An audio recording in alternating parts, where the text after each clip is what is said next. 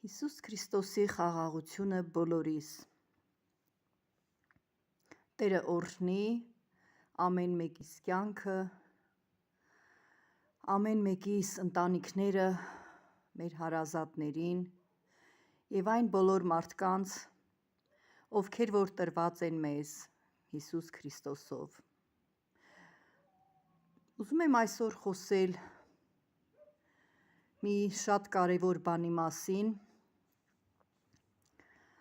որը որ 2020 թվականի տարեսկզբին է ինձ բացվել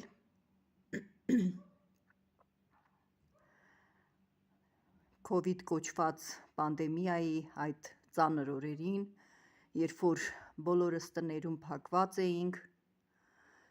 եւ այսպես ասած շատ ժամանակ ունեինք, իմ կարծիքով նույնիսկ ես կասեմ Աստված այդպիսի հնարավորություն էր տվել, որ շատերը փակվեն իրենց տներում,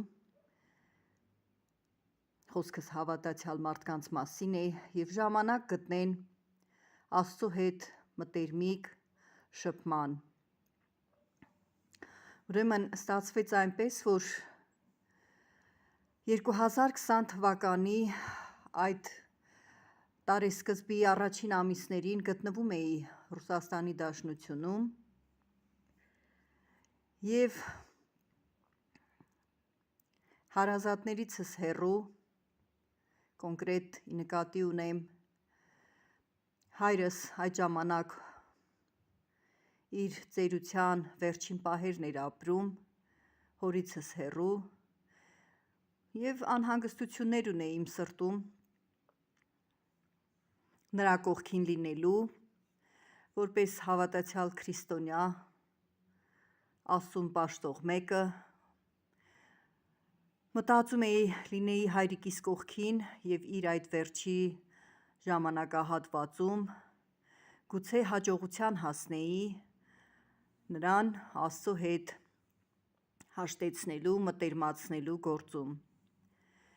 Եվ այդ COVID կոչված պանդեմիայի պատճառով ճանապարհները փակվեցին, չկարողացա վերադառնալ։ Եվ այդպես մարտ ամսի վերջին հայրս ննջեց, ինչը որ ես շատ ծանր տարա։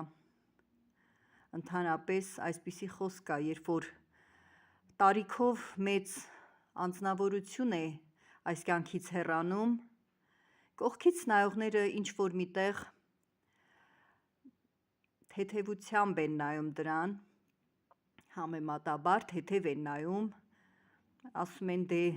երիտասարդ չի, ոչինչ, իր կյանքը ապրել է, լավ թե վատ,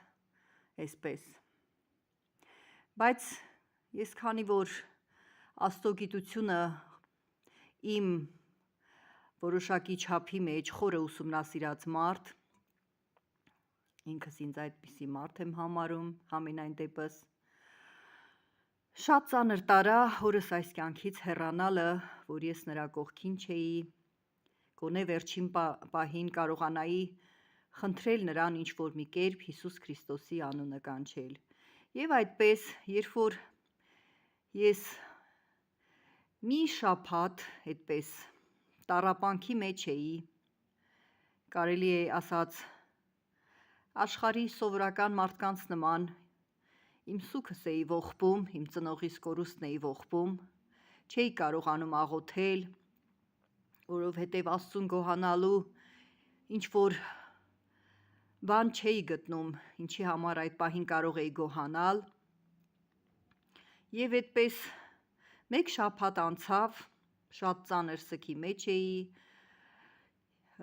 եւ այսպես առողջությանս էլ ինչ որ վնասներ պատճառվեց այդ օրերին։ Ու ստացվեց այնպես, որ ես իմ մեջ ուժ գտա, համարձակություն գտա այդ դժվար պահին կանգնելու իմ աղոթքի այդ տարածքի մեջ, որտեղ որ ես ամեն օր աղոթում էի, կանգնեցի այդտեղ եւ նայեցի երկինք ու այսպես մի տեսակ բողոքավորի նման Աստծուն հարց տվեցի, ասեցի Տեր, չէ որ ես խնդրել էի քեզնից, որ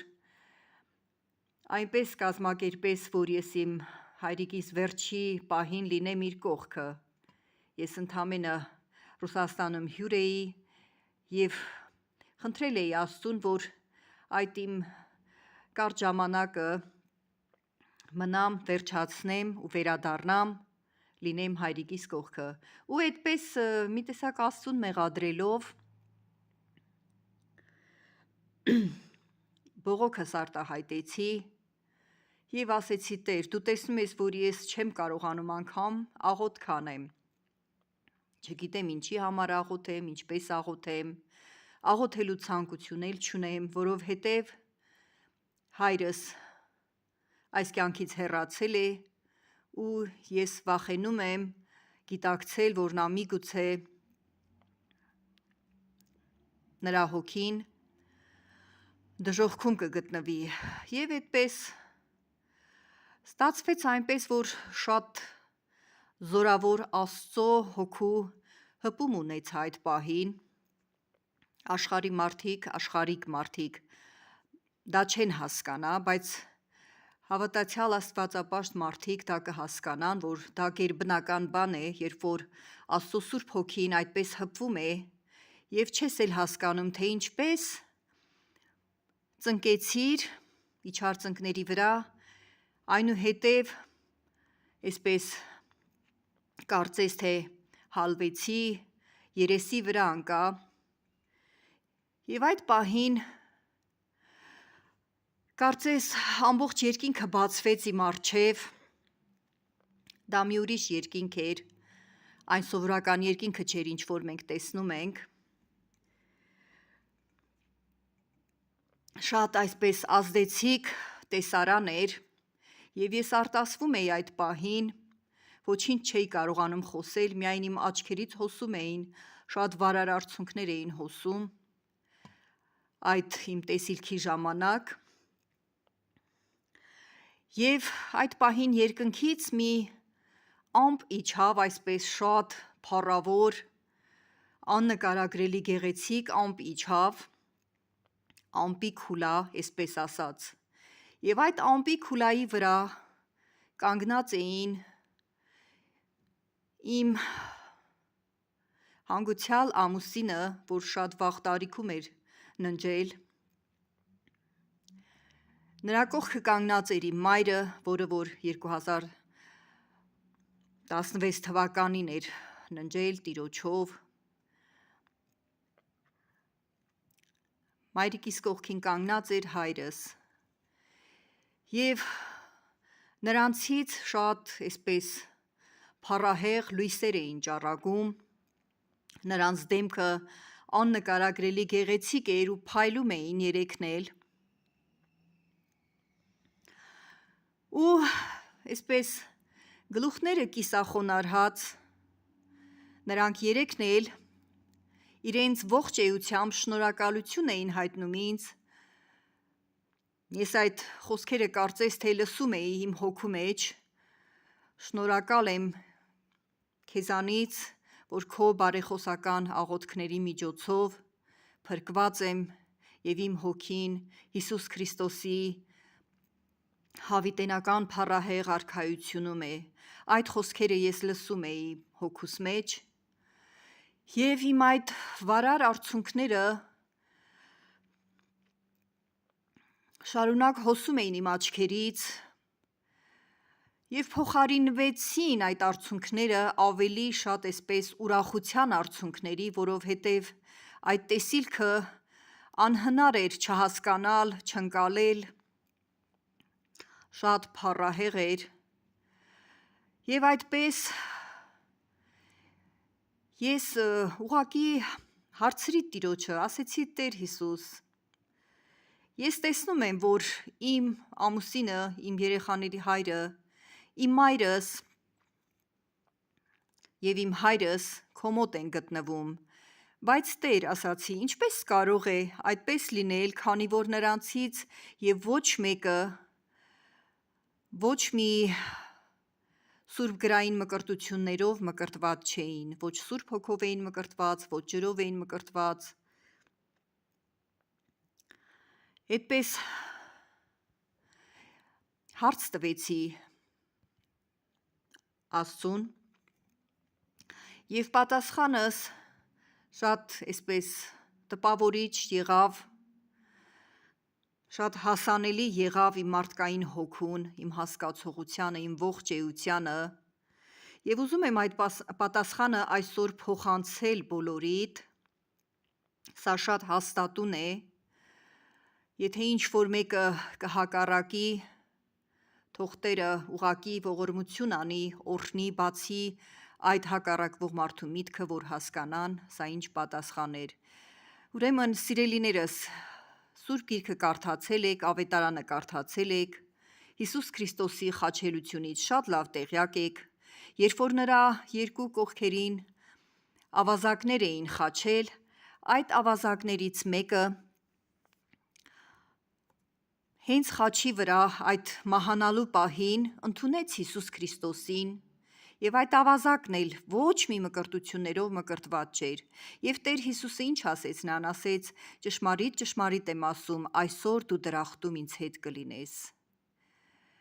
Եվ Տերը այդ պահին այս իմ տեսիլքի մեջ, որի մեջ երկնքից իջացրեց, ինձ ցույց տվեց իմ հանգուցյալ ամուսնուն, իմ մայրիկիս ու իմ հայրիկիս, եւ ցույց տվեց, որ նրանք փրկված են, այսպես Սուրբ Հոգին ինձ մեկնաբանություն տվեց. նրանց ես փրկել եմ խաչի վրայի ավազակի փրկությամբ։ Ասացի Տեր, խնդրում եմ ինձ մանրամասն մեկնաբանիր, որ ես հարցեր չունենամ այս բանի մեջ։ Եվ Սուրբ Հոգին ինձ այսպես, չգիտեմ ինչպես սա նկարագրեմ, մտքի հափշտակություն ասեմ, թե ինչպես ասեմ, այս իմ տեսիլքի մեջ ինձ ցույց տվեց մի բան, մի պահ, որ երբ որ Աստծո խոսք լսած վկայված մարդիկ, ովքեր որ եկեղեցի չեն գալիս, չեն հաճախում եւ չեն մկրտվում այդ բոլոր մկրտություններով Սուրբ գրային, բայց իրենց մահանալու պահին,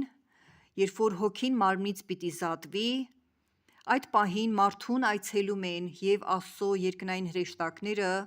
եւ անօրենի սատանայի այդ դիվական ոգիները, հրեշտակները, չարի հրեշտակները,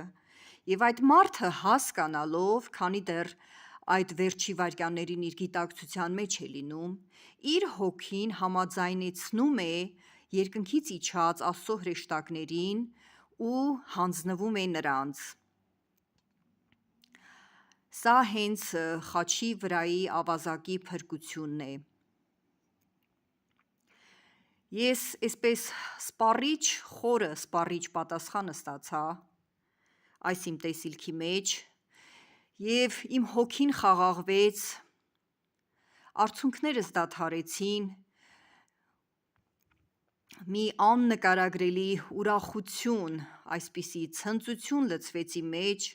եւ այդ պահին ես անգամ չհասկացա, թե ինչպես, այսպես ցատկեցի, ոտքի կանգնեցի, ուղղակի թռչկոտելով ձեռքերս երկինք պարզած, սկսեցի Աստծուն փառաբանել, շատ հետաքրքիր նոր երգ տվեց Տերը իմ հոգուն, որը որ եւ երաժշտությունը եւ խոսքերը առաջին անգամ հնչեցին իմ շուրթերից, այսպես Տերը այդ պահին այդ տեսիլքի մեջ ինձ Սուրբ Հոգով լցրել էր եւ այդպիսի ցնծության, ուրախության երգ հնչեց իմ բերանից, շատ զորավոր էր։ Ուզում եմ, որ այս քո լսած այսօրվա վկայությունը իմ ստացած, իմ տեսած տեսիլքի մասին, ուրեմն խոր տպավորություն թողնի եւ չդադարես վկայել քո հարազատներին, քո մտերիմներին, քո հարևաններին եւ առհասարակ քո գտնված վայրում բոլոր մարդկանց, քանզի մենք չգիտենք, թե մեր վկայությունը ինչ պտուղներ կարող է տալ, միայն Տերը գիտի։ Ուղղակի մեր բաժինը այն է, որ մենք չդադարենք վկայել, սիրելիներ։ Եղեք օրհնված, ես վստահ եմ, որ այս իմ տեսիլքի վկայությունը, որը որ այսպես գերբնական, շատ զորավոր տեսիլք էր, մեծ պտուղ կբերի նաև քո կյանքում, եթե իհարկե ընդունես սա, առհասարակ այսպիսի մի բան ասեմ ձեզ,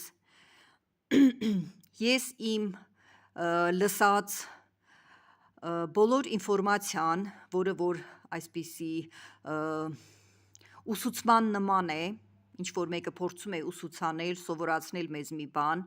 այդ ամբողջ ինֆորմացիան սիրում եմ վերլուծել իմ մեջ, Աստծուն հարցեր տալ և ստանալ իմ հարցերի պատասխանները։ Եթե դու չես կարողանում այս իմ տեսիլքը ընդունես, խնդրում եմ, միանգամից մի մերժիր, այլ ուղղակի հարցրու Աստծուն և Տերը կպատասխանի քեզ ճիշտ ժամանակի մեջ։ Ուզում եմ Աստված փառավորվի նաև քո կյանքում և շատ պտուղներով երկինք մտնես, Տերը օրհնի, փառք մեր Աստծուն, փառք Հորը, Որդուն և Սուրբ Հոգուն։ Շնորհակալ եմ, որ լսեցիր, ամեն։